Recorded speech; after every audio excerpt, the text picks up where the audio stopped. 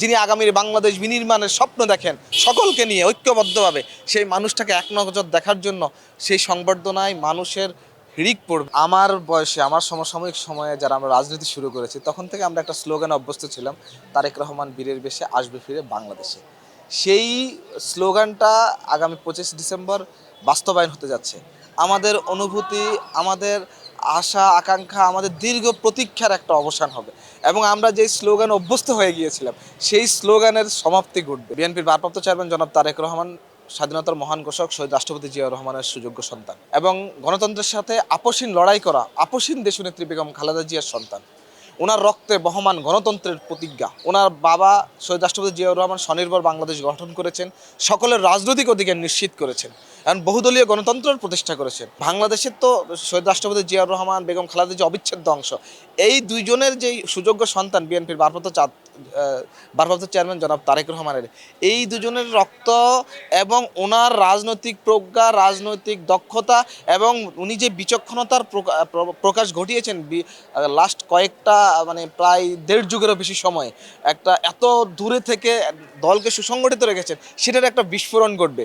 আর উনি যখন বাংলাদেশের মাটিতে পা রাখবেন, রাখার পরে আপনার যেই সাধারণ মানুষ যে বিএনপির ভারপ্রাপ্ত চেয়ারম্যান জনাব তারেক রহমানকে 17 বছর আগে চিনত, তার ঠিক আরেকজন তারেক রহমান, যেই তারেক রহমান একদমই এতটাই পরিপক্ক রাজনীতিবিদ হয়ে আসছেন বাংলাদেশের মাটিতে, যিনি বহির্বিশ্বের রাজনীতি সম্পর্কে এবং বিদেশের মাটিতে থেকে রাজনৈতিক বিশ্লেষণ করে যার জ্ঞানকে এত বেশি সমৃদ্ধ করেছেন, সেই জ্ঞানটাকে অবশ্যই কাজে লাগিয়ে বাংলাদেশ গড়ার নিমিত্তে ওনার সাথে আমরা সহ এবং সকল দল মত নির্বিশেষে সকল শ্রেণী পেশার মানুষ ইনশাআল্লাহ বিএনপির ভারপ্রাপ্ত চেয়ারম্যান জনাব তারেক রহমানের সাথে কাজ করবেন।